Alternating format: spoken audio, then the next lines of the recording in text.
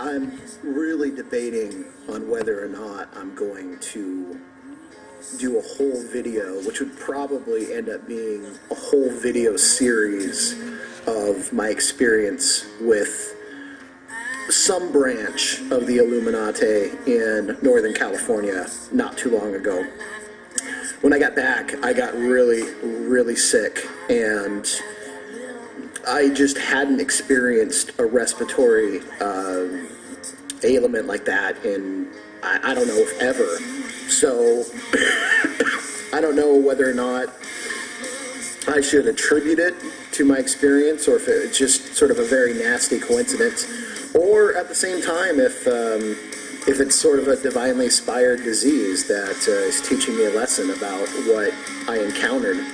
The more that I go through the experience, the more I remember certain words being said, certain phrases, the way they said certain things, and whole parts of conversations that I really either got blocked out initially, or I just needed time to really progress the whole thing. I still got that cough.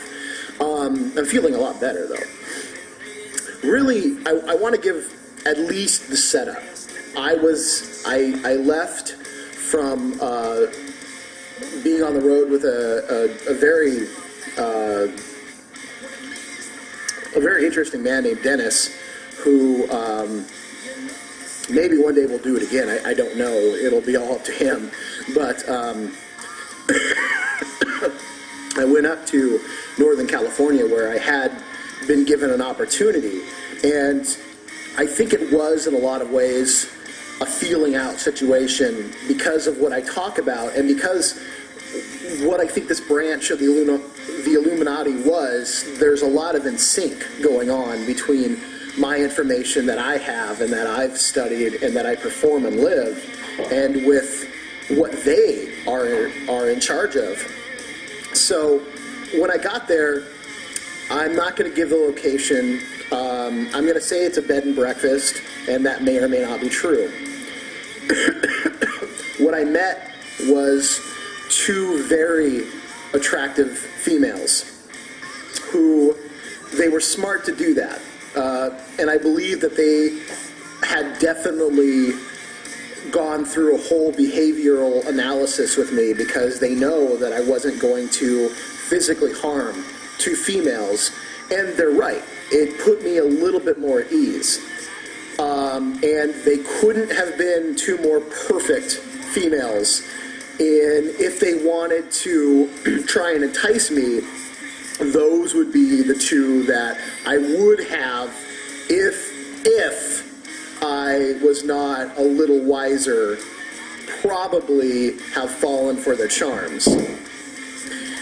This picture hit me so hard when I saw it, because that is really the image that I could see with my third eye as I was speaking with them.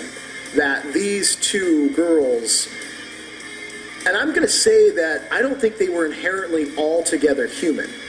Now, does that mean that they aren't human? I don't know. They looked Icelandic, but that's the closest thing I could put them to, because I've seen Icelandic girls. I know that the Icelandic culture has been cut off from a lot of racial mixing, and so you have really, in a lot of ways, probably the purest Caucasian of what Caucasians really looked like at one time. But they looked even more like what I would think way, way long ago Caucasian people looked like.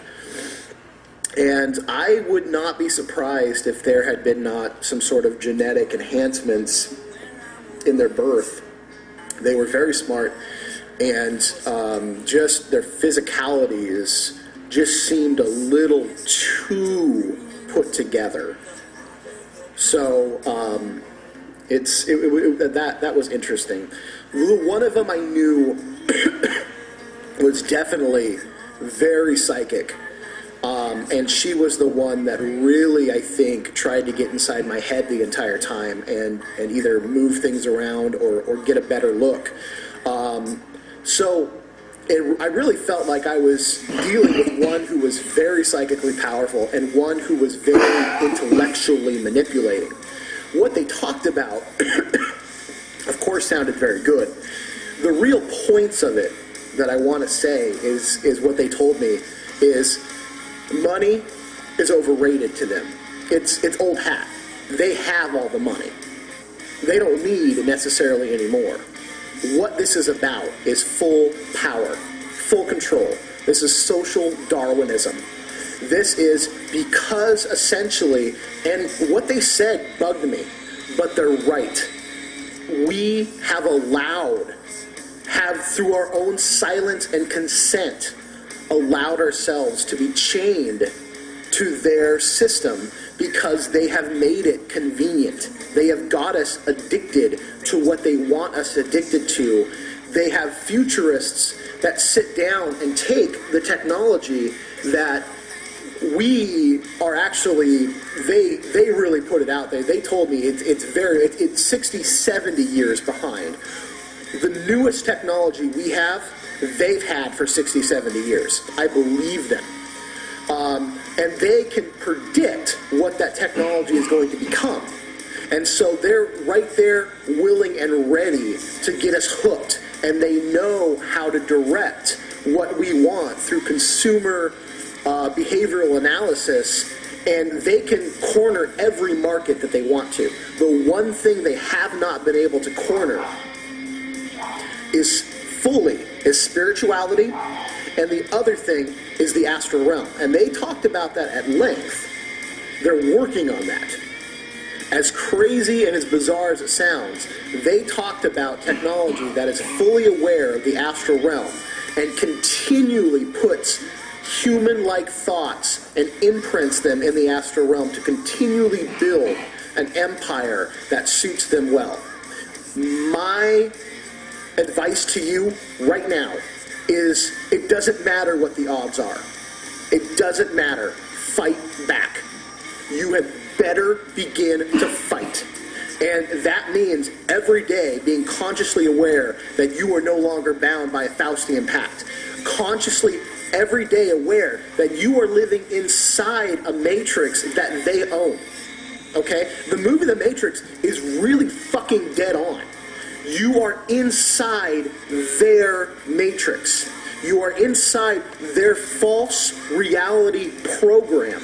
You are inside a program that they have projected forward. And in some cases, I'm going to get even crazier right now because of what they told me. In some cases, they have the ability to peer into a real physical future.